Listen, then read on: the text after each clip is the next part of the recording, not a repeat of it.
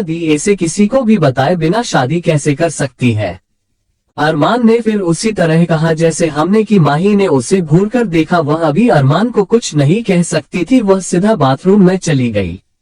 दूसरी तरफ आर्यन के अपार्टमेंट पर आर्यन ने भूमि को ठीक से लेटाया और उसे अपने हाथ से सूप पिलाने लगा।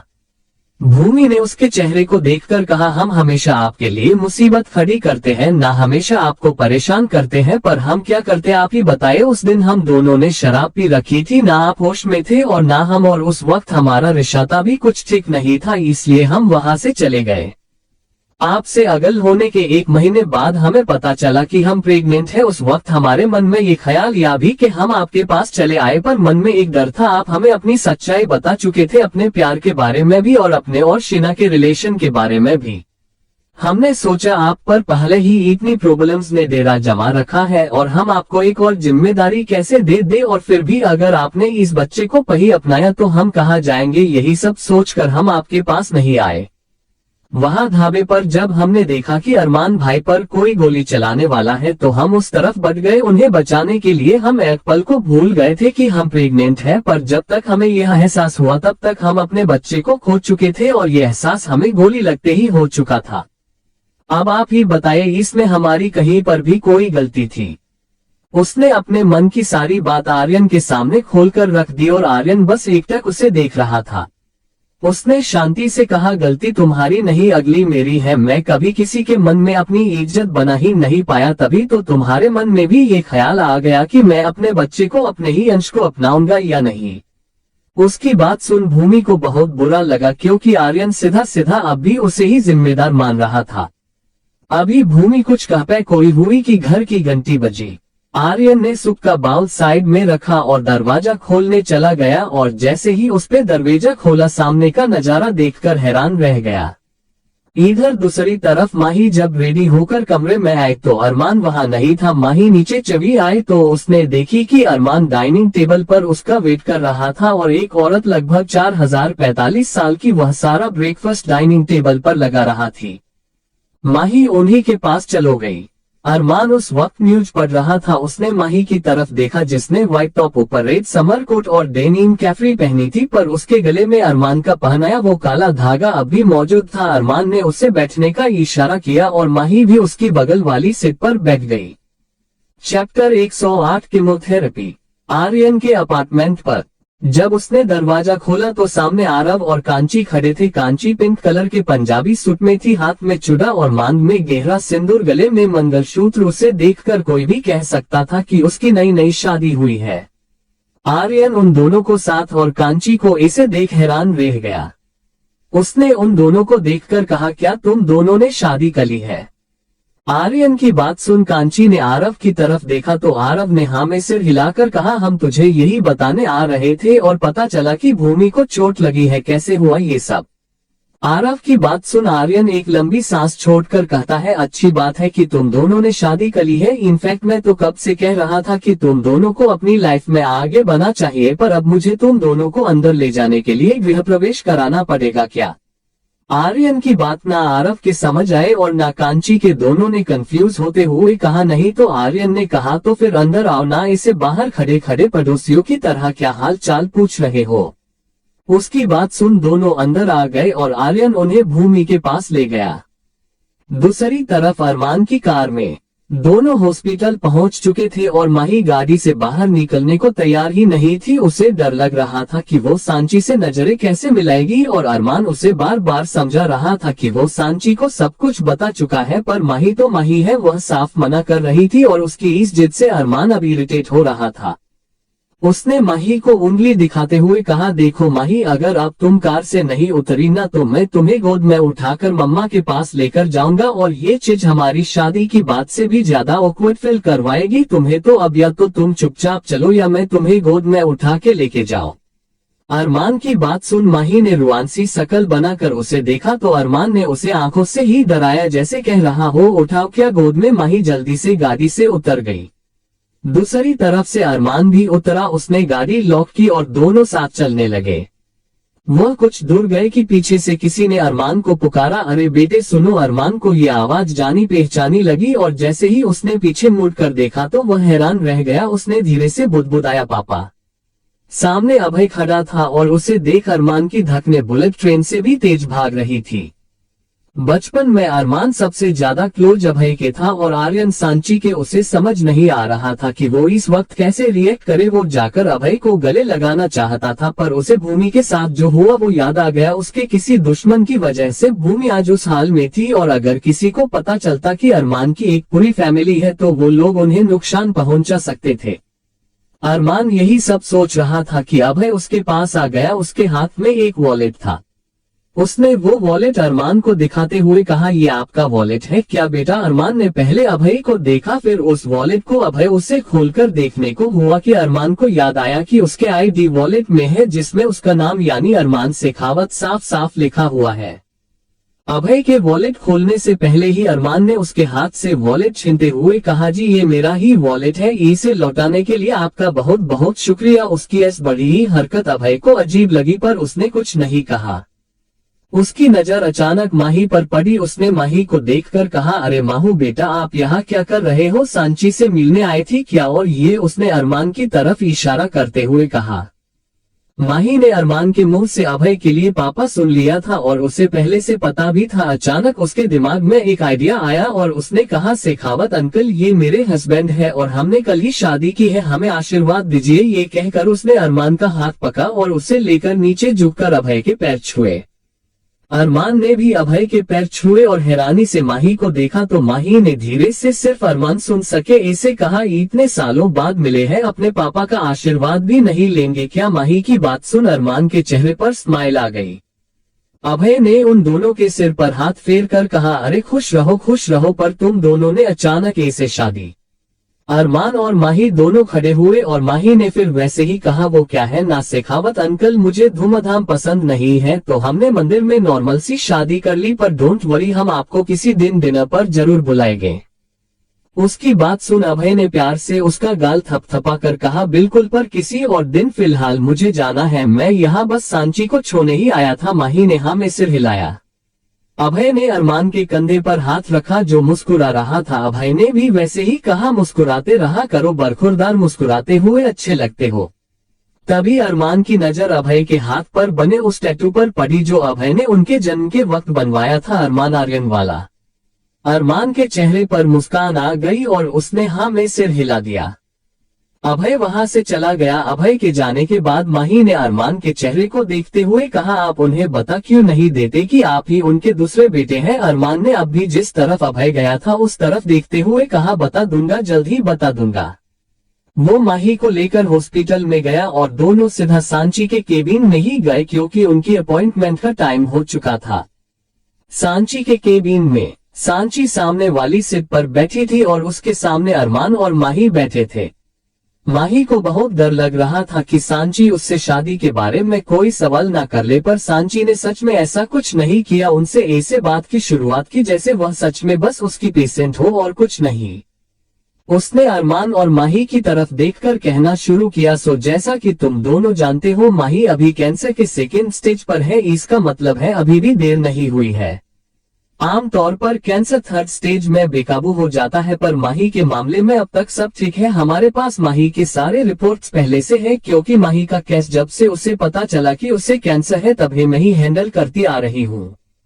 और जैसा कि मैंने कहा कि उसकी सारी रिपोर्ट्स मेरे पास है, मैंने उसके इलाज के लिए उसके केस को पहले से ही बहुत अच्छे से स्टडी किया है क्योंकि मुझे कहीं ना कहीं ये पता था कि माही एक ना एक दिन इलाज करवाने के लिए हाँ जरूर कहेगी और आज मैं आपको सब साफ बता रही हूँ।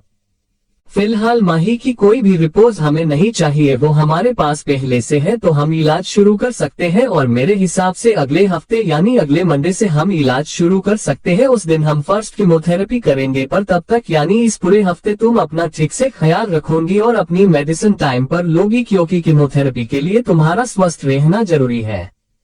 फर्स्ट कीमो सेशन के बाद हम तुम्हारे शरीर पर उसके इफेक्ट देखेंगे और तब हमें समझ आएगा कि तुम्हें कितने कीमो सेशन की जरूरत है। और डरने की कोई बात नहीं है क्योंकि कीमोथेरेपी से पहले तुम्हारी एक और अपॉइंटमेंट है जिसमें हम तुम्हें तुम्हारे इलाज के बारे में और कीमोथेरेपी के बारे में अच्छे से बता देंगे। तुम्हारी अगली अपॉइंटमेंट फ्राइडे की है, ओके।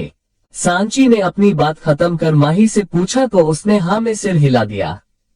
चैप्टर 109 दुपट्टे से परेशान। Health and life hospital. Sanchi अपनी बात खत्म करती है तो माही हाँ में सिर हिला देती है। सांची उन दोनों की तरफ देखकर कहती है ठीक है तो फिर तुम दोनों जल्दी से दवाइयां लेकर घर जाओ और रेडी होकर शेखावत मेंशन आ जाओ।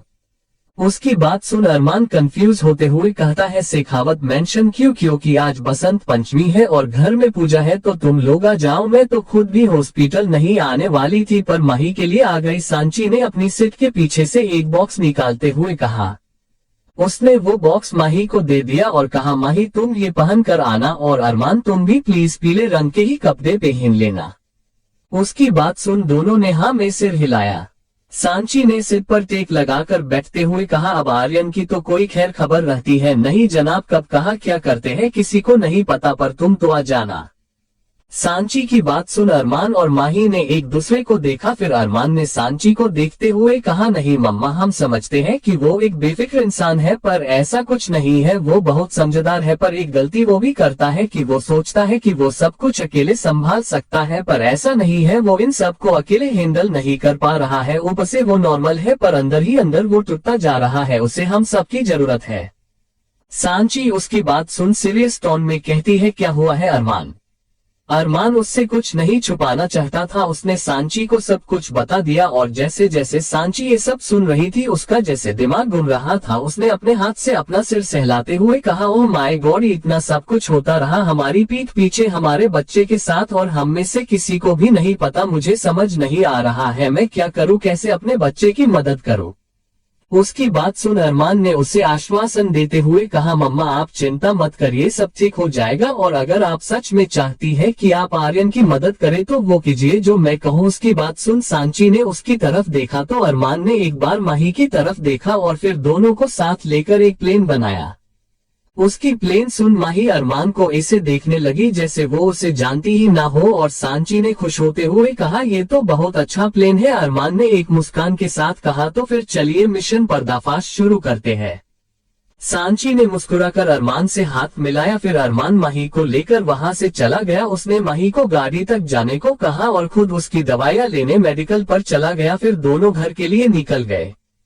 इधर आर्यन के अपार्टमेंट में कांची और आरव दोनों को अब सब पता था और उन्हें भूमि के लिए बहुत बुरा लगा। आरव ने आर्यन की तरफ देखा, वो कुछ कहने को हुआ कि उसका फोन बजा। उसने देखा तो कॉल सांची का था। उसने आर्यन की तरफ देखा और कॉल स्पीकर पर रखा और बात करने लगा हेलो मामी क्या हुआ।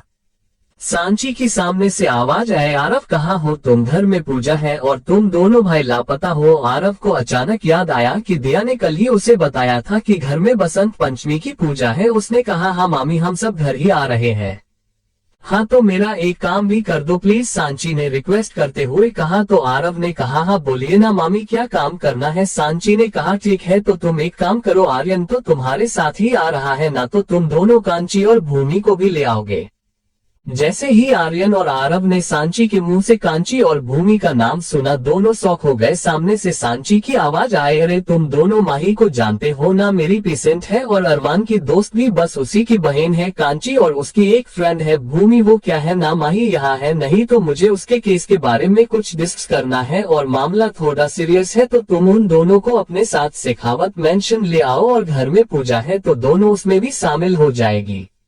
आरव को कुछ समझ नहीं आ रहा था कि वो क्या कहे, फिर भी उसने ठीक है कहा और फोन रख दिया। उसने भूमि, कांची और आर्यन की तरफ देखा जो उसकी और सांची की बातें सुन रहे थे। आर्यन ने एक लंबी सांस लेकर कहा तुम दोनों अपने घर जाकर रेडी हो जाओ, कुछ ही देर में मैं खुद तुम दोनों को लेने आ जाऊंगा। आरव ने हाँ में सिर हिलाया और कांची को लेकर वहां से चला गया। उसके जाने के बाद आर्यन ने वार्डरोब से एक पीले रंग का हल्का सा गाउन निकाला जिस पर सफेद रंग का दुपट्टा था। उसने हल्की से भूमि को उठने में हेल्प की, कपड़े उसके पास रखे और खुद अपने लिए एक पीला कुर्ता और व्हाइट पजामा निकालकर कमरे से बाहर निकल गया। उसने भूमि को नहाने से भी मना कर दिया क्योंकि उसका घाव अब तक पूरी तरह से ठीक नहीं हुआ था। इधर अरमान के घर। अरमान बाथरूम से बाहर आया। उसने एक बहुत ही सुंदर चिकन का कुर्ता पहना जो पीले रंग का था और नीचे व्हाइट पजामा। वह अपने कुर्ते की स्लीव्स फोल्ड कर रहा था जब उसकी नजर ड्रेसिंग टेबल के सामने खड़ी माही पर पड़ी। उसने पीले रंग का स्लीवलेस क्रॉप टॉप और लेहेंगा पहना था जिस पर कांच की हल्की बारीकी भरत थी। उसने अपने लंबे बाल खुले छोड़े थे और साइड से कुछ बालों की चोटी बनाकर उसे कान के पीछे तक पिनअप किया था। माही ने मेकअप के नाम पर बस आईलाइनर और काजल लगाया। वो बहुत प्यारी लग रही थी और अपने दुपट्टे से ऐसे परेशान होता देख तो अरमान को वो एक छोटी सी बच्ची जैसी लग रही थी। माही को लटकियों वाले या ट्रेडिशनल कपड़े बिल्कुल पसंद नहीं थे और खास करके दुपट्टे उससे बिल्कुल नहीं संभलते थे। पर एक बात अच्छी थी कि उसे छोटे कपड़ों की थी आदत नहीं थी। अरमान उसे दूर खड़ा एकटक देख रहा था। माही को समझ ही नहीं आ रहा था कि वो इस दुपट्टे को कैसे ले या लगाए, पर ये कपड़े उसे सांची ने खुद दिए थे तो वो इन्हें पहनना भी चाहती थी। जब अरमान ने देखा कि माही की शक्ल रोने जैसी हो गई है तो वो उसके पास गया। उसने उसके हाथ से दुपट्टा लिया और उसे राइट शोल्डर से टॉप से पिनअप कर दिया ताकि वो हिले ना। अरमान माही से दूर हुआ। माही ने खुद को आईने में देखा। वो सच में बहुत प्यारी लग रही थी। अरमान उसके करीब गया, उसे इयरिंग्स पहनाए, एक हाथ में ब्रेसलेट और दूसरे में पीले रंग की कांच की चूड़ियां पहनाए और पैरों में पायल। अरमान ने उससे दूर होकर कहा, अच्छी लग रही हो, अब चले। माही ने हाँ में सिर हिलाया और दोनों शेखावत मेंशन के लिए निकल गए। दूसरी तरफ आर्यन, भूमि, आरव और कांची भी निकल चुके थे। अब देखना यह था कि शेखावत मेंशन में आखिर क्या होने वाला था। चैप्टर 110 पुल खुल गई। अरमान ने शेखावत मेंशन से थोड़ी दूरी पर गाड़ी साइड में रोक दी। माही ने उसे देख पूछा, गाड़ी क्यों रोकी? अरमान ने खिड़की से बाहर देखते हुए कहा, हमसे पहले आर्यन और आरव का पहुंचना जरूरी है वरना आर्यन को तुरंत शक हो जाएगा कि ये सब मैंने किया है। दोनों वही आर्यन और आरव का वेट करने लगते हैं। अचानक माही के फोन पर एक नोटिफिकेशन आया। उसने उसे खोलकर देखा और हैरान रह गई। उसने हैरानी से अरमान को देखते हुए पूछा, इस इलाके के एसीपी आप हैं ना? अरमान ने अपने आंखों पर गॉगल्स चाहते हुए कहा, हूँ, नहीं था, मैंने रिसाइन कर दिया है।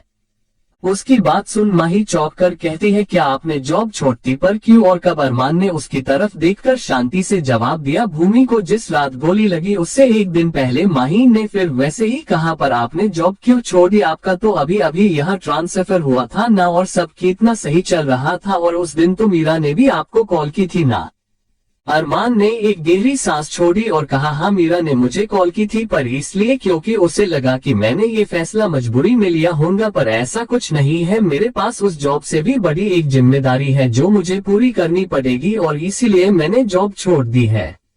माही ने कुछ पल तक उसे ऐसे ही देखा और फिर कहा, आपने ये सब मेरी वजह से किया? अरमान ने अब मुस्कुराकर उसे देखा और कहा, छोड़ी तो तुम्हारे लिए ही है, पर वजह तुम नहीं हो तो तुम्हें फिक्र करने की कोई जरूरत नहीं है। उसने इतना कहा ही था कि उसकी नजर शेखावत मेंशन में जाती आर्यन की कार पर पड़ी और उसने भी कार स्टॉप कर दी और शेखावत मेंशन की तरफ बढ़ गया। आर्यन ने संभाल कर भूमि को उतारा और अंदर ले जाकर एक चेयर पर बिठाया। कांची भी उसके पास ही बैठी। घर में ज्यादा लोग नहीं थे, बस परिवार के लोग और कुछ रिश्तेदार। हॉल में बीचों बीच पूजा के लिए मंडप लगाया गया था। आरव और आर्यन दोनों सांची की तरफ बढ़ गए। उन्होंने सांची का आशीर्वाद लिया और उनसे कुछ कहने को हुए कि सामने आते अरमान पर नजर पड़ी और उन्होंने देखा कि माही भी थी जो कांची और भूमि के पास जा रही थी।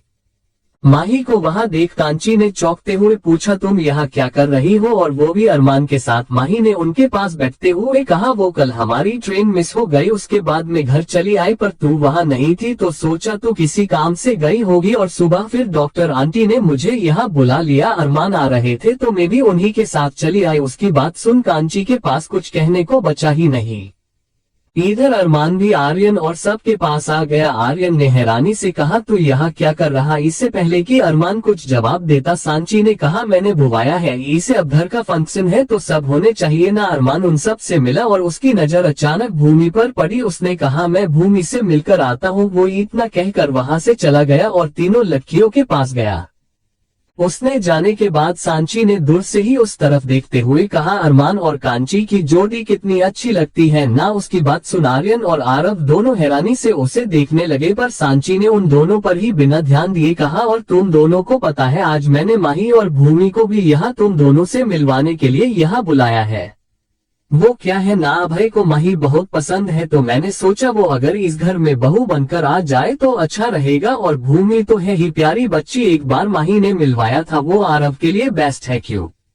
उसने उन दोनों की तरफ देखकर पूछा। दोनों शौक थे क्योंकि उनकी मम्मा ने उन्हीं की बीवियों को आपस में बदल दिया। सांची ने खुश होते हुए कहा, मैं अभी दिया और अभय से बात करती हूँ। वो इतना कहकर जाने लगी कि आर्यन ने उसका हाथ पकड़ते हुए कहा, अरे मम्मा, आप ऐसे ही खुद की तरफ से कुछ भी कैसे तय कर सकती है? उनसे भी तो आपको पूछना चाहिए ना कि वो आपके बेटों को पसंद करती है या नहीं, बस रिश्ता तय करने जा रही है ऐसे ही।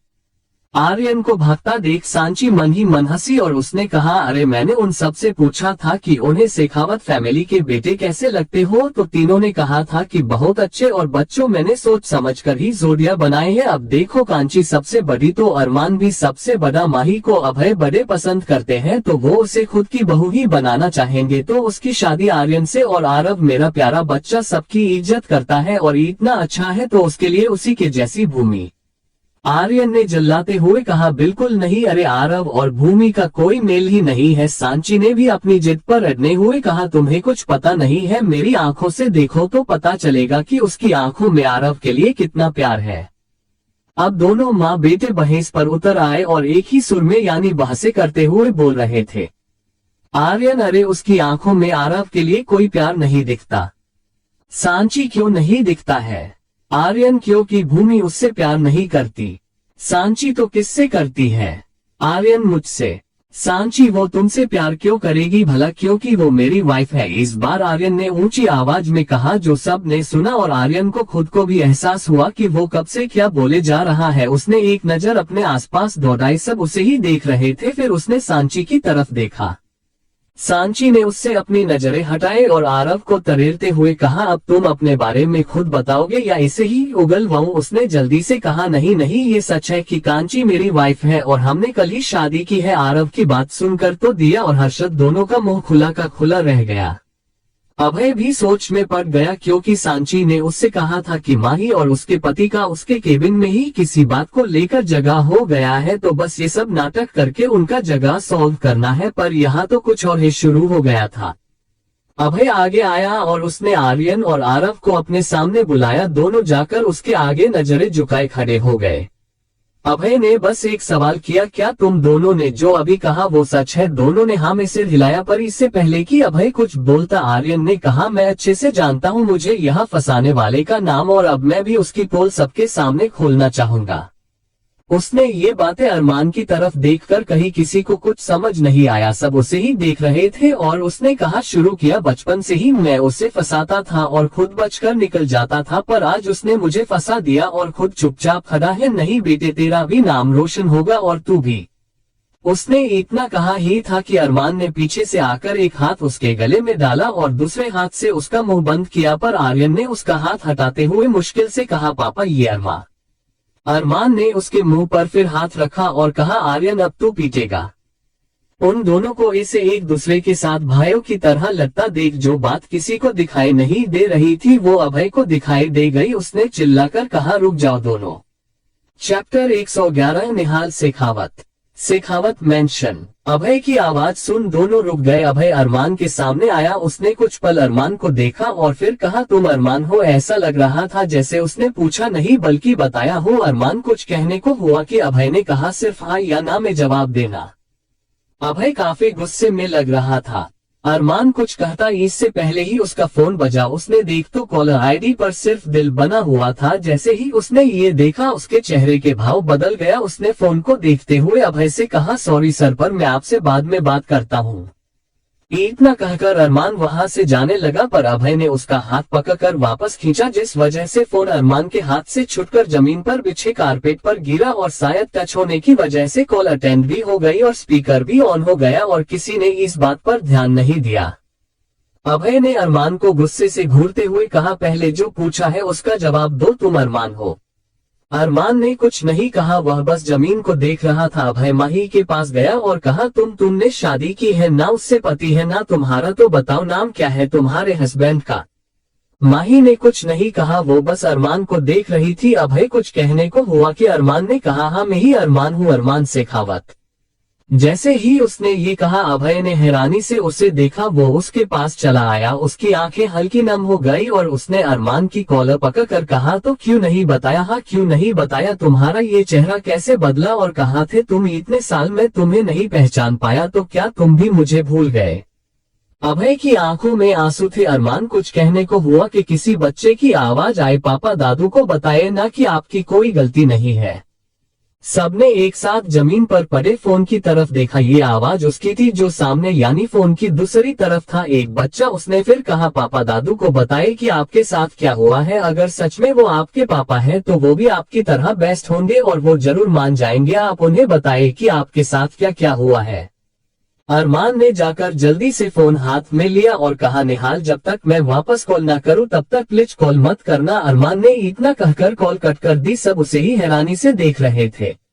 माही भी उसे यकीन नहीं हो रहा था, क्या सच में उस बच्चे ने अरमान को पापा कहा? तो फिर माही का क्या? उसने माही से शादी क्यों की? अभय ने हैरानी से कहा, क्या वो तुम्हारा बेटा था? पर तुम्हारी तो कल ही माही से शादी हुई है ना, और माही की एज भी 19-20 होगी, तो तुम्हारा इतना बड़ा बेटा कैसे है? अरमान ने एक गहरी आवाज में कहा, दिल से तो मेरा ही बेटा है। अभय ने गुस्से से कहा, पहेलियां मत बुझाओ अरमान, और प्लीज बताओ तुम्हें नहीं पता हमने तुम्हें कहाँ कहाँ ढूंढा है? बचपन से तुम कहते थे कि पापा का फेवरेट मैं हूँ, तो आज अपने उन्हीं पापा को अपने बारे में बताओ। बच्चा कहाँ थे तुम? इतने साल कैसे रहे किसके पास? और वो बच्चा कौन है? अरमान ने सबकी तरफ देखकर कहा, मैं चाहूंगा कि सब अब अपने अपने घर लौट जाए प्लीज। उसकी बात सुन सारे मेहमान एक एक कर चले गए। अब सिर्फ फैमिली के लोग थे। वंश, शिवाय और शिवांगी यानी शिवी तीनों ही बेंगलोर में अपनी पढ़ाई कर रहे थे और वही हॉस्टल में रहते थे। फिलहाल यहाँ हर्षद, दिया, सांची, अभय, आरव, आर्यन, माही, कांची, भूमि और अरमान थे। अरमान वही सोफे पर बैठ गया और कहना शुरू किया, वो बच्चा जिसका अभी कॉल आया था वो निहाल है, मेरे भैया भाभी का बेटा। उसकी बात सुन आर्यन ने हैरानी से कहा, भैया भाभी? अरमान ने नीचे देखते हुए ही कहा, जब बनारस में वो हादसा हुआ तब मुझे खुद नहीं पता कि मैं कहाँ था या क्या हुआ, पर जब मेरी आंख खुली तो मैं मसूरी में था। डॉक्टर व्योम शेखावत, उन्हें मैं पता नहीं कैसे मिला और वो मुझे मसूरी ले गए। मेरा चेहरा जल जाने की वजह से प्लास्टिक सर्जरी करवाई गई। मेरी याददाश्त जा चुकी थी और मुझे कुछ पता नहीं था कि मैं खुद कौन हूँ और कहाँ हूँ। उन्होंने मुझे बताया कि मैं उन्हीं का बेटा हूं और मुझे अपने पास रख लिया। उनका एक बेटा था ऋषभ जो मुझसे 12 साल बड़ा था। उन्होंने मुझे बड़े भाई की तरह नहीं बल्कि एक पिता की ही तरह प्यार दिया। हमारी बहुत प्यारी फैमिली थी। बाबा की वाइफ की डेथ हो चुकी थी और वो और ऋषभ भैया अकेले थे और फिर मैं भी। मैंने उन्हीं के पास मसूरी में पढ़ाई की और भैया ने मुंबई में। मुंबई में उन्हें एक लड़की से प्यार हो गया और वो थी मेरी प्यारी भाभी ऋषिता। दोनों ने शादी कर ली। भैया ने मुंबई में ही अपनी एक कंपनी स्टार्ट की, RR इंडस्ट्रीज। वो एक इवेंट कंपनी थी और अब वो काफी सफल रही। भैया और भाभी दोनों हमारे साथ मसूरी में ही रहते थे, पर काम के सिलसिले में वह मुंबई आते जाते रहते थे और एक बार ऐसे ही वह गए पर वापस नहीं लौटे। एक एक्सीडेंट में उनकी डेथ हो गई और उनकी मौत की खबर भाभी बर्दाश्त नहीं कर पाए और उसी दिन घर में दो मौतें हुई। निहाल उस वक्त सिर्फ 2 साल का था। मैंने और बाबा ने उसे बहुत प्यार से पाला और इसलिए वो मुझे ही पापा कहता है। मैंने उससे कहा भी है कि वो मेरे बड़े भाई का बेटा है, पर वो कहता है कि मुझे तो आपने पाला है तो आप ही मेरे पापा हो। उनकी मैं आपके बड़े भाई होने के नाते इज्जत कर सकता हूँ, पर पापा मेरे आप ही हो। वो सिर्फ 6 साल का है पर बातें बड़ी बड़ी और समझदारी की करता है। कुछ दिनों पहले ही व्योम को हार्ट अटैक आया और उनके बचने के चांसेस काफी कम थे। उन्होंने तब मुझे आप लोगों के बारे में बताया। उनकी डेथ हो गई। उसके बाद मुझे पता चला कि उनकी और भैया की प्रॉपर्टी 50% मेरे नाम है और 50% निहाल के, और प्रॉपर्टी 3000 करोड़ की है। इसलिए सब निहाल पर अपनी बुरी नजरें गाए बैठे थे। मुझे भाई की कंपनी को भी संभालना था और निहाल को भी। मैंने सोचा कि अपनी जॉब से रिजाइन कर दूं, पर ऐसे में मेरा ट्रांसफर यहाँ मुंबई हो गया और मुझे यहाँ आना पड़ा। मैंने निहाल को मसूरी के ही एक बोर्डिंग स्कूल में रखा है क्योंकि मैं यहाँ सब हैंडल करने के बाद उसे यहाँ लाना चाहता था। मैंने इसलिए अपनी जॉब भी छोड़ी और मैं कल ही निहाल को यहाँ लाने के लिए जाने वाला हूँ और इसलिए निहाल ने मुझे फोन किया था। उसे मेरे बारे में सब कुछ पता रहता है। कभी कभी तो लगता है जैसे मैंने उसे नहीं, उसने मुझे संभाला हो। वो मुझे कहता है कि जो मेरी फैमिली है वही उसकी फैमिली है, तो मैं बेफिक्र होकर आपको ढूंढूं और आपसे मिलूं। अरमान ने अपने बारे में सब कुछ बता दिया। और उसका फोन फिर बजा। निहाल ही उसे कॉल कर रहा था। अरमान ने मुस्कुरा कर कॉल अटेंड किया और फोन स्पीकर पर रखा। सामने से निहाल ने सवालों की जड़ी ही लगा दी। कहा हो आप, और फोन क्यों काटा? आपने दादू से बात की क्या? उन्होंने आपको अपना लिया? और मम्मा से बात की आपने क्या? वो इलाज के लिए मान गई? और क्या हुआ है आपको? आपने इतने दिनों से मुझे कॉल क्यों नहीं किया? अरमान ने उसे रोकते हुए कहा, बस मेरे छोटे डॉन, शांत हो जाओ। तुमने जो मुझे काम दिए थे मैंने वो सारे काम कर लिए हैं और सबका रिजल्ट बनाया है, तो तुम इतनी चिंता मत करो। और आपने हक्सी के साथ खेलो, मैं कल आ जाऊंगा तुम्हें लेने। उसकी बात सुन निहाल ने अपनी प्यारी आवाज में कहा, तो अब मैं आपकी फैमिली के साथ रह सकता हूँ ना? और मम्मा, क्या वो मेरे साथ रहेंगी? अरमान ने फोन माही की तरफ बढ़ाकर कहा, खुद ही पूछ लो। माही को कुछ समझ नहीं आया कि वो क्या करे। उसने धीरे से फोन अपने कान के पास लगाकर कहा, हेलो। माही की आवाज सुनते ही निहाल ने कहा, वाह, वो आपकी आवाज तो कितनी प्यारी है, बिल्कुल आपकी फोटो वाली पीक की तरह। उसने जिस तरह कहा माही को वो और ज्यादा प्यारा लगा। अब उसने कंफर्ट होकर कहा, पर मुझसे भी ज्यादा क्यूट तो आपकी आवाज है। उसकी बात सुन निहाल ने वैसे ही कहा, क्या सच में? पर पापा तो कहते हैं कि मैं हमेशा कोए की तरह काव काव करता रहता हूँ। उसकी बात सुन सभी मुस्कुरा उठे। अचानक निहाल ने कहा, अरे मैं फोन रखता हूँ, अभी जाना है। मैं आपसे और सभी घर वालों से बाद में बात करूंगा और पापा से भी। उसने फोन कर दिया और सब उसकी बातों पर मुस्कुरा रहे थे। क्रमशः चैप्टर निहाल का प्यारा अरमान, शेखावत मेंशन। माही ने फोन अरमान को वापस किया। अब भी सारे घर वाले अरमान को ही देख रहे थे। अचानक अभय आगे आया और उसने अरमान को गले लगा लिया। अरमान एक पल को तो चौंका, पर फिर उसने भी रिस्पॉन्स दिया। उन्हें ऐसे देख आर्यन भी भाग कर आया और दोनों को गले लगा लिया। आरव कहाँ पीछे रहता, वो भी आ गया और उन्हें ऐसे देख हर्षद भी चला गया। अब सारी लेडीज उन्हें देख मुस्कुरा रही थी। अचानक माही को ऐसा लगा जैसे उसके पेट में दर्द हुआ हो। वो भूमि के बाजू में चेयर पर बैठ गई। सब खुशी के इस माहौल में खोए हुए थे, इसलिए किसी ने माही पर ध्यान नहीं दिया। भूमि वही थी। उसने माही को देखा। उसने माही की पीठ पर हाथ फेरना शुरू किया और आर्यन को आवाज लगाई। उसकी आवाज सुन सब अलग हुए और उस तरफ देखा। माही ने अपने दोनों हाथ अपने पेट पर लपेट रखे थे और अपनी आंखें कसके बंद कर रखी थी। उसके चेहरे पर उसका दर्द साफ नजर आ रहा।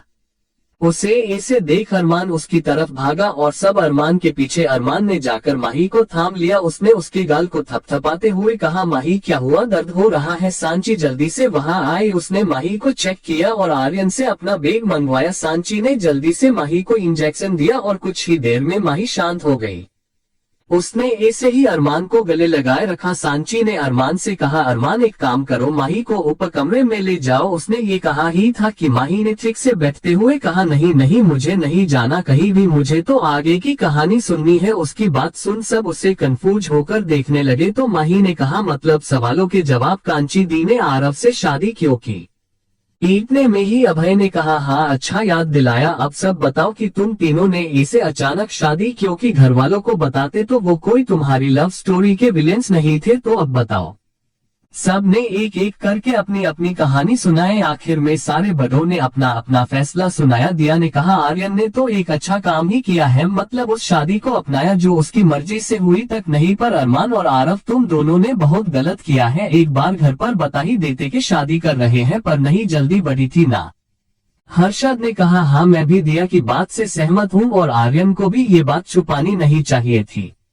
सांची ने उन सब की तरफ देखकर कहा, तुम सब सही भी हो और अगल भी। हमारे टाइम पर भी ऐसे ही हम सब की शादियां हुई थी, जैसे माही और अरमान की हुई वैसे मेरी और अभय की, और जैसे कांची और आरव की हुई वैसे दिया और हर्षद की। बस आर्यन की अलग, पर वो तो अब महान काम कर चुका है। उसकी बात सुन सामने सिर झुकाए खड़े सारे बच्चे अंदर ही अंदर हंसने लगे। उन सबको ऐसे देख अभय ने कहा, ये खी बंद करो और अब बात सुन। कल ही पंडित जी आएंगे, हम उनसे सब पूछ लेंगे, फिर खुद बहुओं के घर जाकर उनका हाथ अपने बेटों के लिए मांगेंगे और सबकी शादियां फिर से पूरे रीति रिवाजों के साथ करवाएंगे। उसकी बात सुन सब मुस्कुरा उठे। अचानक अरमान को कुछ याद आया और उसने कहा, पर मुझे कल मसूरी जाना है निहाल को लेने। तो सांची ने मुस्कुरा कर कहा, कोई बात नहीं, उसे भी ले आओ, वो पहला बच्चा होगा जो अपने मम्मा पापा की शादी देखेगा। उसकी बात सुन सब एक बार फिर मुस्कुरा दिए। इतने में अभय ने कहा, हाँ और वैसे भी अभी हमारी फूलन देवी का आना भी बाकी है।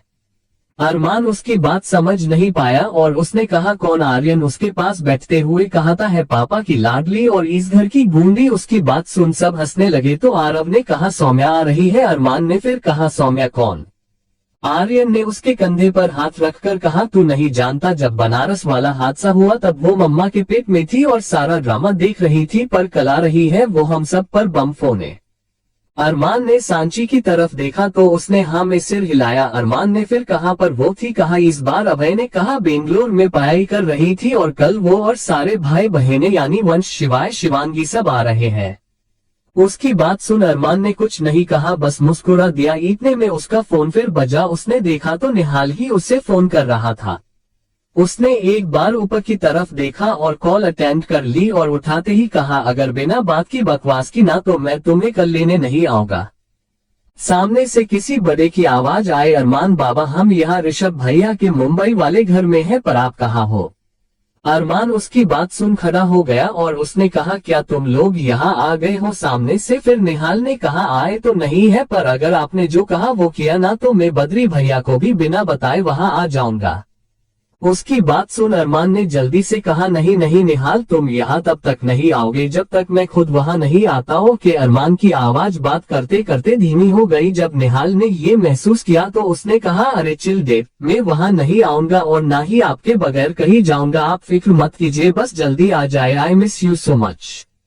मिस यू टू बच्चा, पापा जल्दी आएंगे। ओके अरमान ने उससे प्यार से कहा। सामने से बस हम की आवाज आए और फोन कट गया। अरमान ने फोन को देखा, सब उसे ही देख रहे थे। उसने अपने फोन को देखते हुए ही कहा भैया की आखिरी निशानी के निहाल और मेरे लिए मेरा सब कुछ। मेरे पास तो फिर भी सब कुछ है, पर उसके लिए सिर्फ मैं हूँ। भैया के और उनकी प्रॉपर्टी के दुश्मनों से बचाने के लिए हमेशा उसे अकेला रखा। उसका दोस्त दुश्मन माँ बाबा भाई सब बस मैं हूँ। मुझसे प्यार भी करता है और मुड़ रहा तो लड़ भी लेता है। अभय ने आकर उसके कंधे पर हाथ रखा और कहा जाओ निहाल को ले आओ, मैं भी अपने पोते से मिलना चाहता हूँ। उसकी बात सुन अरमान ने उन्हें गले लगा लिया। मतलब वो अरमान के साथ साथ निहाल को भी अपनाने के लिए तैयार थे। चैप्टर 1,13,113 दोस्ती फिर प्यार। शेखावत मेंशन। सब पूरे दिन वही रहे। रात को डिनर करके सबको अपने अपने घर में अलग रहने की इजाजत मिल गई, क्योंकि परिवार वालों का कहना था कि उन्हें अपने बेटों पर नहीं पर बहुओं पर भरोसा है। अभय ने ये फैसला सुनाया कि जब तक तीनों की शादी की बात पक्की नहीं हो जाती तब तक वह अलग रह सकते हैं, पर शादी की बात पक्की होने के बाद शादी तक घर के तीनों बेटे शेखावत मेंशन में रहेंगे और बहुएं अपने अपने घर पर रहेंगी।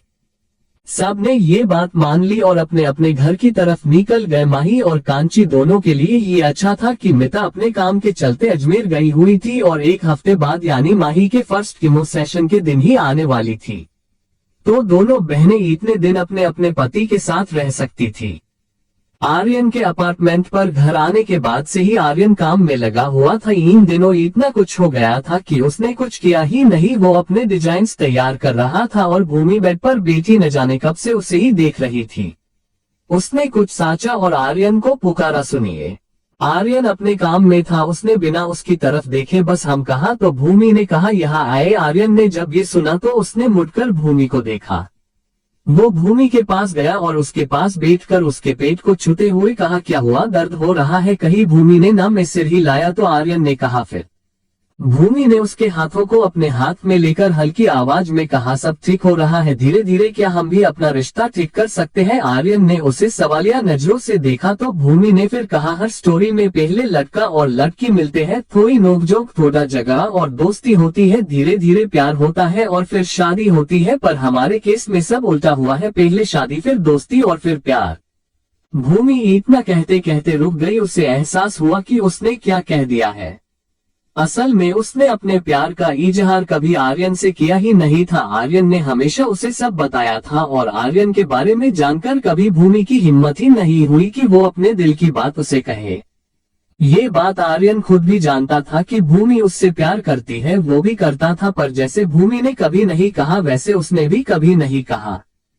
उसने भूमि की तरफ देखते हुए शरारत से कहा बोलो बोलो मैं सुन रहा हूँ। भूमि ने उसके चेहरे की तरफ देखते हुए कहा क्या हमारे रिश्ते की नई शुरुआत हो सकती है, मतलब दोस्ती से। आर्यन ने कुछ सोचने का नाटक किया और फिर अपना हाथ आगे करते हुए कहा तो ठीक है मिस रंधावा, क्या आप आर्यन शेखावत की दोस्त बनेगी। उसकी बात सुन भूमि के चेहरे पर स्माइल आ गई। उसे हैंडशेक करते हुए कहा, जरूर मिस्टर शेखावत। आर्यन ने उसके हाथ को कसके पकड़ते हुए कहा, तो ठीक है, आज से मैं और तुम दोनों दोस्त पहले अच्छे दोस्त बनते हैं। पति पत्नी बनाने का फैसला तो पापा ने कर ही लिया है। दोनों मुस्कुरा उठे।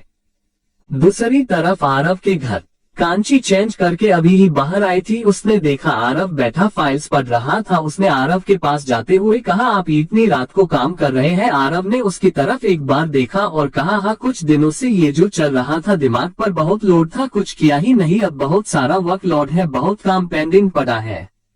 कांची ने उसके हाथ से फाइल छीनी और साइड में रखते हुए कहा, काम है ना तो कल सुबह से शुरू हो जाना। अभी रात हो चुकी है और आज का दिन भी काफी हैवी था। अभी आराम कर लेते हैं, फिर सुबह से आराम से काम करना। आरव ने उसकी तरफ स्माइल करते हुए देखा और उसे कमरे पकड़कर अपने करीब कर लिया। कांची ने भी उसकी गर्दन में बाहें डाली और कहा, ऐसे क्या देख रहे हैं आप? आरव ने ऐसे ही उसे देखते हुए कहा, अपना नसीब देख रहा हूँ। पता है कांची, हमारा रिश्ता ऐसा उलझा था ना कि मुझे कभी लगा ही नहीं था कि तुम कभी मेरी हो पाओगी, पर देखो मेरा नसीब, तुम मेरा साथ हो। कांची ने एक सुकून भरी स्माइल के साथ कहा, पर अब तो सब कुछ ठीक हो गया है ना, और अब तो हम सिर्फ आपके हैं। आरव ने उसकी बात सुन और उसे अपने और करीब कर लिया। वो उसे किस करने ही वाला था कि कांची ने उसे दूर धकेलते हुए कहा, आरव प्लीज कंट्रोल कीजिए, अभी तो हमारे घर वालों का सच जानना बाकी है और आपके घर वाले भी तो चाहते हैं ना कि हमारी शादी हो, तो प्लीज अभी नहीं। आरव ने उसकी बात सुनकर कहा, पर मैं कौन सा तुम्हें बेड पर ले जा रहा हूँ, मैं तो बस किस कर रहा हूँ। इससे पहले कि कांची कुछ बोलती, आरव ने उसके नर्म और पतले होंठों पर अपने सख्त होंठ रख दिए। एक पल को कांची चौकी तर, उसने कुछ नहीं कहा और उसका साथ देने लगी। अरमान के घर अरमान अभी अभी कमरे में आया और उसने फिर माही को अपने दुपट्टे से जगाते देखा। अरमान के चेहरे पर स्माइल आ गई। माही पहले दुपट्टे को लगाने के लिए रो रही थी और अब उसे निकालने के लिए रो रही थी। अरमान ने उसे प्यार से देखते हुए बुदबुदाया, और मेरा बच्चा तुम्हें मम्मा कहता है, तुम तो खुद अभी बच्ची हो, उसे कैसे हैंडल करोगी? माही ने थक हार कर अपने दुपट्टे को छोड़ा और वही बेड पर बैठ गई।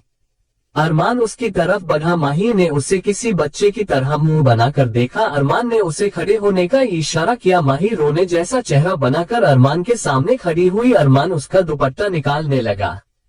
माही की हाइट अरमान से काफी कम थी, इसलिए अरमान को झुकना पड़ रहा था। माही बस चुपचाप उसके चेहरे को देख रही थी, जो उसके दुपट्टे को निकालते कभी बन रहा था तो कभी बिगड़ रहा था। अचानक माही की नजर अरमान की सख्त चेस्ट पर पड़ी। अरमान ने अपने कुर्ते के बटन्स खुले छोड़े थे, जिससे उसका गोरा और ठोस सीना साफ दिख रहा था। माही की नजर टेढ़ी सी गई। अगले ही पल उसने वहां से अपनी नजरें फेरी और मन में खुद से ही कहा, ओफो, ये क्या कर रही है तू? माही इस गब्बर को और भटका रही है। अगर इसने तुझे ऐसे देख लिया तो पता नहीं क्या करेगा।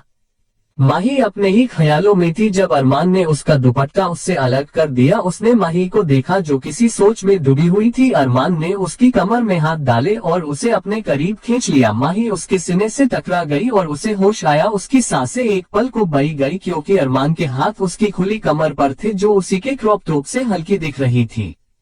उसने अरमान की तरफ देखा, जो प्यार से उसे ही देख रहा था। माही को पता नहीं क्यों आज उसे दूर करने का मन नहीं हुआ। उसने अरमान से कुछ नहीं कहा और एक पल को उसे देखती रही। अरमान ने उसे गोद में उठाया और बालकनी में लगे झूले तक ले आया और उसे अपनी गोद में ही बैठा दिया। माही की पीठ उसके सीने को छू रही थी और ये बात दोनों महसूस कर पा रहे थे। अरमान ने उसे कमर से पकड़ रखा था। उसने माही की गर्दन में अपना चेहरा छुपा दिया और धीरे से कहा, माही, कहीं तुम ये तो फील नहीं करती ना कि निहाल के आने के बाद हमारे पास प्राइवेसी नहीं रहेगी या वो हमारे बीच में आ जाएगा? जैसे ही माही ने ये सुना, उसने हल्का सा मुड़कर अरमान के चेहरे को देखा और कहा, आप मेरी वो खुशी हो जिससे मुझे हर खुशी मिली है, और निहाल भी उन खुशियों में से एक हो जो मुझे आपसे मिली है। मैं उसके बारे में ऐसा सोचना तो दूर, कभी उसे ऐसे देख तक नहीं सकती। अरमान ने जैसे ही ये सुना, उसके चेहरे पर स्माइल आ गई। उसने माही के माथे को चूम लिया और फिर उसे गले लगा लिया। अरमान ने उसे गले लगाए हुए ही कहा, वैसे तुम दोनों आपस में टॉयज के लिए लड़ोगे तो नहीं ना? माही ने वैसे ही कहा, हम टॉयज के लिए क्यों लड़ेंगे भला? अरमान ने उसके कान के पास जाकर हल्का सा हंसते हुए कहा, क्योंकि तुम भी उसकी तरह बच्ची ही हो। जैसे ही माही ने ये सुना, वो झट से उससे अलग हुई और उसे घूरा फिर उसके सीने पर मारने लगी। दोनों ऐसे ही नोक-झोंक करते हुए वही चांद के आगोश में बैठे थे। चैप्टर 114 मिस्टर बदतमीज। बनारस। अब भाई बनारस की तारीफ नहीं करूंगी क्योंकि फिर करने लगती हूँ ना तो रुकने का मन नहीं करता और स्टोरी रह ही जाती है, तो हम सीधा स्टोरी पे ही आते हैं। बनारस सुबह का वक्त 80 घाट पर एक आदमी, उम्र होगी उसकी कोई 2627 साल, black jeans and black shirt पहने वही एक चाय की टपरी पर बैठा चाय पी रहा था। उसने अपनी शर्ट की बाजू फोल्ड कर रखी थी और शर्ट के ऊपर के 2 बटन्स खुले थे। उसने एक हाथ में काले मोतियों की माला पहनी थी और दूसरे हाथ में घड़ी, गले में एक लाल धागा जिसमें एक रुद्राक्ष था। उसके हाथ पर एक टैटू बना था जिस पर संस्कृत में ओम नमः शिवाय लिखा हुआ था। उसकी पर्सनैलिटी देखकर कोई भी लड़की उस पर फिदा हो जाए, वो किसी हीरो से कम नहीं लग रहा था। उसकी हाइट लगभग 6:2 होगी, गोरा रंग और शांत चेहरे के भाव। वो वहां बैठा शायद किसी का इंतजार कर रहा था। इतने में उसके पास एक लड़का भागता हुआ आता है और वो चिल्ला भी रहा था, विराट भैया आपने जो कहा था हम वो ले आए। उस लड़के के हाथ में एक पैकेट था जो उसने ले जाकर विराट को दिया। विराट ने जल्दी से उसके हाथ से वो पैकेट लिया और खोल कर देखा, वो एक फोटो फ्रेम थी। उस फोटो में बीच में विराट खड़ा था और उसके एक तरफ माही थी और दूसरी तरफ कांची थी। वो फोटो उस फ्रेम में बहुत प्यारा लग रहा था। विराट ने उस फोटो पर हाथ फेरते हुए कहा, थैंक यू राजू, तूने इतनी जल्दी में ये काम करवा दिया। विराट की बात सुन राजू उसकी तारीफ करते हुए कहता है, लो भैया जी अब ये भी कोई बात हुई, भला आपकी पहली पोस्टिंग हुई है और वो भी मुंबई जैसे बड़े शहर में। अब वहाँ आपके पास आपके परिवार की एक निशानी ना हो तो वहाँ जाना क्या काम। ये बात अलग है कि आपकी दोनों बहनें वही हैं। विराट ने मुस्कुराकर उसके कंधे पर हाथ रखा और कहा, अब हम वहां आराम से जा सकते हैं। वो वहां से एक कदम आगे बढ़ा ही था कि एक लड़की जो उसके पीछे से आ रही थी, उसका धक्का विराट को लगा और वो फ्रेम उसके हाथ से नीचे गिर के टूट गया। विराट ने ये देखा, एक पल को वह हैरान रह गया पर दूसरे ही पल उसकी आंखों में गुस्सा था। वो लड़की उसे सॉरी कहने तक नहीं रुकी और वहां से बस निकल गई। विराट ने वो टूटी हुई फ्रेम उठाए और भागकर उस लड़की की तरफ गया। उसका आम पका और उसे अपनी तरफ पलटकर गुस्से से कहा, दिखाई नहीं देता, ये तो समझ आ गया पर अपनी गलती भी नहीं मान सकती, इतना क्या घमंड। उस लड़की ने हैरानी से उसे देखा और कहा, एक्सक्यूज मी। विटान ने उसके हाथ में फ्रेम थमाते हुए कहा, देखिए मैडम आपने क्या किया, मेरी फोटो फ्रेम तोड़ दी। उस लड़की ने बिना उस फोटो फ्रेम को देखे उसे वापस विराट को दिया और कहा, देखिए मैं जरा जल्दी में हूँ, अगर आपका नुकसान हुआ है तो मैं भरपाई कर देती हूँ। उस लड़की ने ये कहा और अपने पास से 500 का नोट निकालकर विराट को थमाया और वहां से जाने लगी। विराट ने पहले उस नोट को देखा और फिर जल्दी से उस लड़की को रोकते हुए कहा, अरे मैडम आप तो सच में बहुत अच्छी है, हमें तो लगा था आप ऐस बड़ी ही नकचरी है। उस लड़की ने कहा, कोई बात नहीं। वो वहां से फिर जाने को हुई कि विराट ने कहा, अच्छा आपके पास आपके परिवार की कोई तस्वीर हो तो प्लीज हमें बताइए। उस लड़की ने हैरानी से विराट को देखा और कहा, पर क्यों। तो विराट ने कहा, अरे पहले आप दीजिए तो सही फिर बताते हैं। उस लड़की ने जल्दी से अपने बैग से एक एक फोटो निकाली और उस लड़के को दिखाई। ये शेखावत फैमिली की तस्वीर थी। विराट ने उसके हाथ से वो तस्वीर छीन ली। उस लड़की ने ये देख चौंक कर कहा, ये क्या कर रहे हैं आप। विराट ने उस तस्वीर को देखते हुए कहा, फाड़ रहा हूँ। उस लड़की ने हैरानी से कहा, क्या। वो लड़की विराट के हाथ से उस तस्वीर को लेने के लिए आगे बढ़ी पर विराट ने हाथ ऊपर कर लिए और उसकी हाइट भी उससे ज्यादा थी तो वो उसे नहीं ले पाए, पर तस्वीर के चक्कर में दोनों ही नीचे गिर गए, ऊपर वो लड़की और नीचे विराट। गिरने के बाद भी वो विराट से तस्वीर लेने की कोशिश कर रही थी। उसे रोकने के लिए अचानक विराट पलटा और इसी चक्कर में दोनों होंठ हल्के टच हो गए। उसने जोर से विराट को धक्का दिया और अपने होंठ रगड़ने लगी। इतने में विराट उसके सामने खड़ा था और वो बेचारी जमीन पर। विराट ने उस तस्वीर के छोटे छोटे टुकड़े किए और उसे हवा में उछाल दिया और फिर अपने वॉलेट से 1-2 हजार की नोट निकाली और उसे उस लड़की के ऊपर फेंकते हुए कहा, नई बनवा लेना और जो पैसे बच जाए उससे एक टीचर रख लेना जो तुम्हें बताए कि तमीज किसे कहते हैं। हर जगह पैसे आपको नहीं बचाते, कभी कभार प्रोबल से निकलने के लिए एक सॉरी काफी होता है। विराट ने इतना कहा और वहां से चला गया।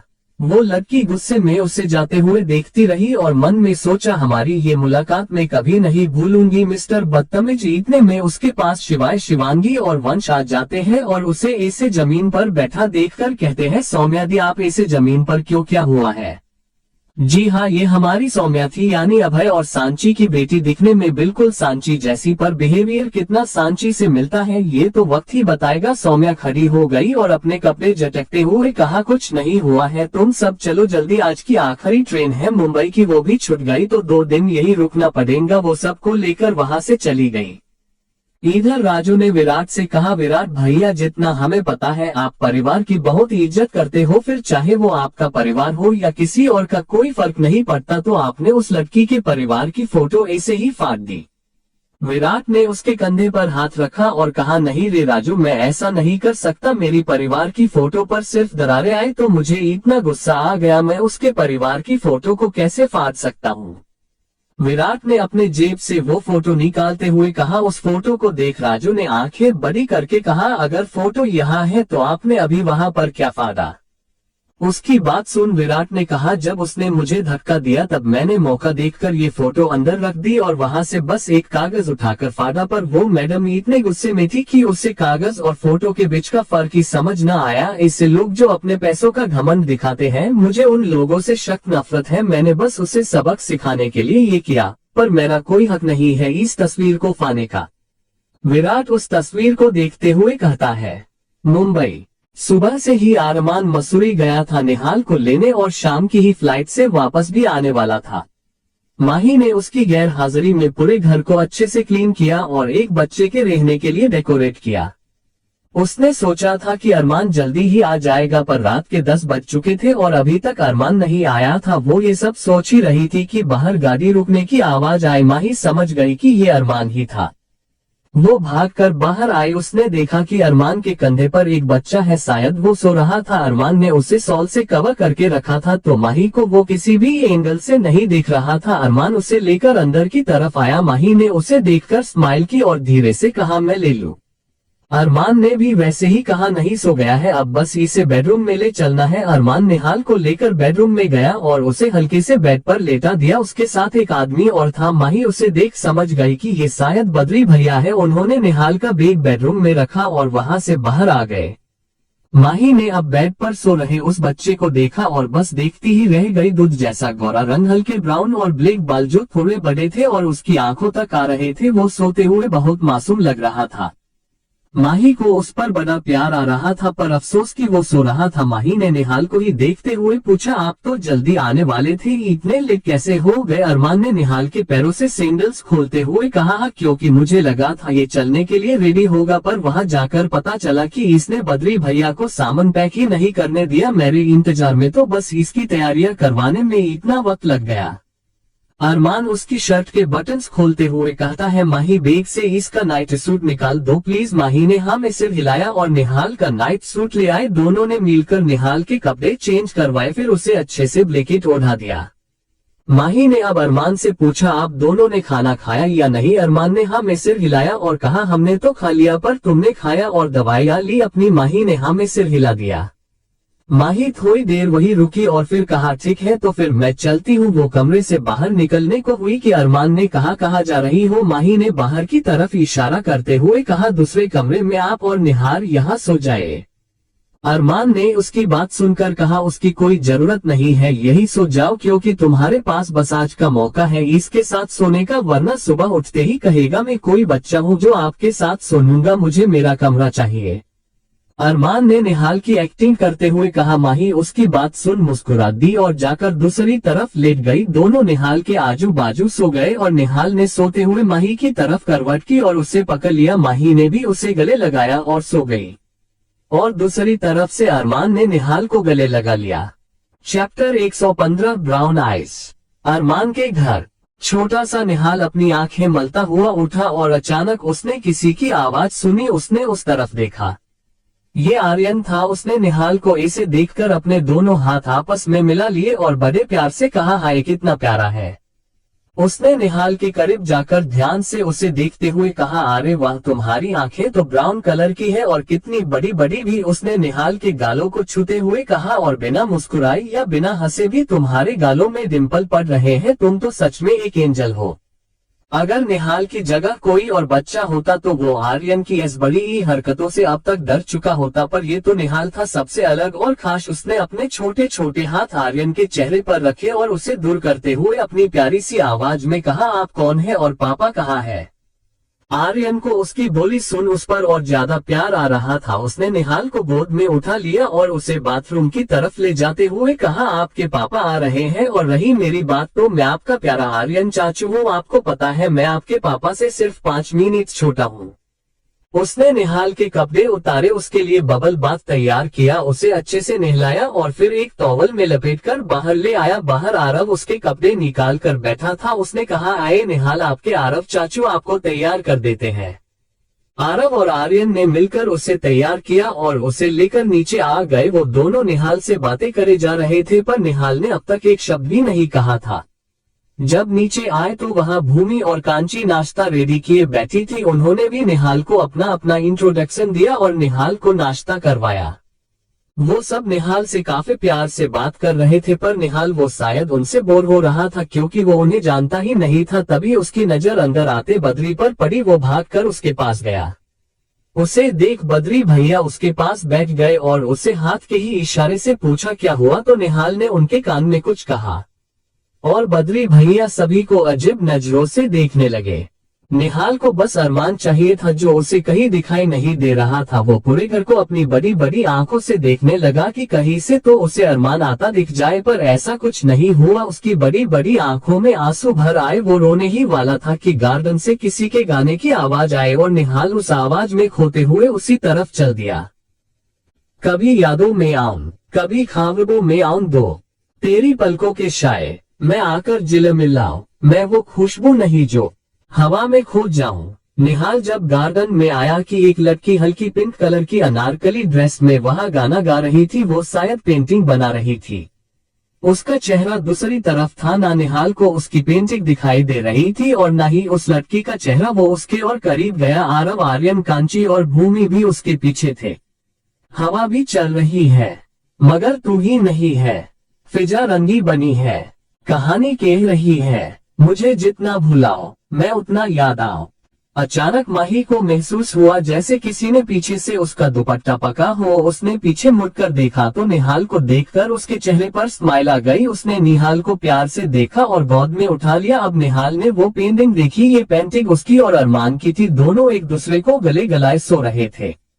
माही ने निहाल का सिर चूम लिया और आगे गाने लगी, जो तुम ना मिलते होता ही क्या, ढूंढ लाने को जो तुम ना होते तो होता ही क्या, हार जाने को मेरी अमानत हो तुम, मेरी मोहब्बत हो तुम, तुम्हें कैसे मैं भुलाऊं। उसने निहाल को अब भी गोद में उठा रखा था।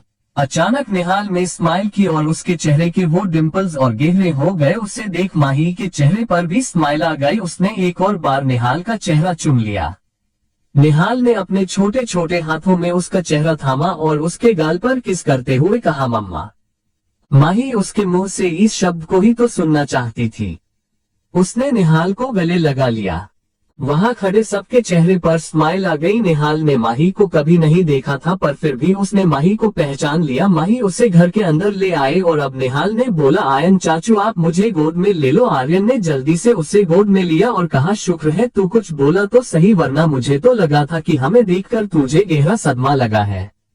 उसकी बात सुन सब हंसने लगे। आर्यन ने ले जाकर उसे सोफे पर बैठाया और सब आकर उसके आसपास बैठ गए। आरव ने पूछा, अच्छा निहाल, हमने तो सुना था कि तुम बहुत बातें करते हो, पर तुमने तो अभी तक एक बार भी बात नहीं की, ऐसा क्यों। उसकी बात सुन निहाल ने मुंह बनाकर कहा, मैं जब बात नहीं करता तो सब कहते हैं बात करो, पर जब बात करने लगता हूँ तो सब चुप करा देते हैं। उसने ऐसे कहा कि सबके चेहरे पर स्माइल आ गई। भूमि ने कहा, कोई बात नहीं, आप बोलो, कोई आपको नहीं रोकेगा। उसने भूमि की तरफ देखा और सबके बीच में खड़े होते हुए कहा, प्रॉमिस कि मुझे बात करने से कोई नहीं रोकेगा। आर्यन और आरव दोनों हाँ कहने वाले थे कि किसी ने कहा, बिल्कुल नहीं, तुम्हें बोलने की इजाजत देकर मरना नहीं है। सबने उस आवाज की तरफ देखा। अरमान दरवाजे पर खड़ा था। अरमान को देखकर निहाल के चेहरे पर बड़ी सी स्माइल आ गई। वो भागकर उसकी तरफ गया। अरमान ने उसे गोद में उठा लिया। निहाल ने पहले उससे गले लगाया और फिर उसके माथे को चूम लिया। उसने अरमान से शिकायत करते हुए कहा, कहाँ चले गए थे आप? पता है मैं सुबह से इन सबको झेल रहा था और आपका वेट कर रहा था। जैसे ही सबने निहाल की बात सुनी, चारों ने अपने हाथ कमर पर रख लिए और एक साथ कहा, तुम कब से हमें झेल रहे थे? निहाल ने उनकी बात पर कोई ध्यान नहीं दिया और अरमान से कहा, कहीं आपका मुझे छोड़कर भागने का प्लान तो नहीं है ना? अरमान ने प्यार से उसके माथे को चूमा और कहा, तुमसे बचकर कहाँ जाऊंगा? तुम तो मुझे पूरी दुनिया क्या पाताल से भी ढूंढ ना लोगे। मैं तो तुम्हारे लिए गिफ्ट लेने गया था। उसकी बात सुन निहाल की आंखों में चमक आ गई। उसने खुशी से कहा, कहा है? अरमान ने एक आवाज लगाई, हंसी, और एक बड़ा सफेद रंग का कुत्ता भागता हुआ अंदर आया। सब उसे देखकर डर गए, पर निहाल जल्दी से अरमान की गोद से उतरकर उस कुत्ते के पास गया और उसे गले लगाते हुए कहा, आखिरकार तुम आ ही गए। उस कुत्ते ने निहाल को कुछ नहीं किया, बल्कि उसे सिर से ऐसे सहलाने लगा जैसे उसी का हो, पर साइज में वो निहाल से काफी बड़ा था। आर्यन ने उस कुत्ते को देखकर कहा, समझ में नहीं आ रहा है कौन किसका पालतू है, मतलब इंसान से बड़ा कुत्ता है, अजीब है।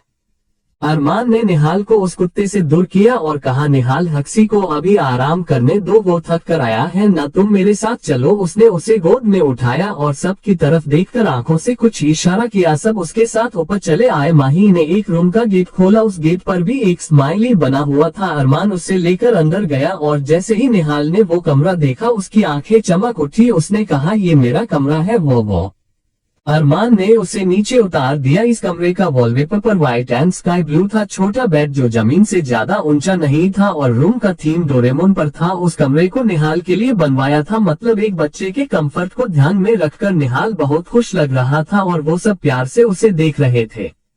चैप्टर 116, विराट से माफी मांगो। अरमान का घर। कमरे को देखते देखते पता नहीं अचानक निहाल को क्या हुआ, उसने झटके से कहा, मेरा बैग तो ओपन नहीं किया ना आपने? अरमान ने कंफ्यूज होकर कहा, नहीं, पर क्यों? निहाल ने कहा, मुझे नाना जी के घर जाना है। अरमान ने उसकी बात सुनकर कहा, निहाल कुछ दिन हमारे पास रुक जाओ फिर चले जाना नानू के घर। निहाल ने उसकी बात नकारते हुए कहा, नहीं, मुझे अभी ही जाना है। अगर कुछ दिन रुक कर गया तो वो कहेंगे कि अब तो पापा के पास रह चुके हो, अब यही रहो। पर अगर मैं अभी चला जाऊं तो मैं कुछ दिन वहां रहकर आ जाऊंगा, ये कहकर कि मुझे आपके साथ रहना है। ऐसे उन्हें बुरा भी नहीं लगेगा और मेरा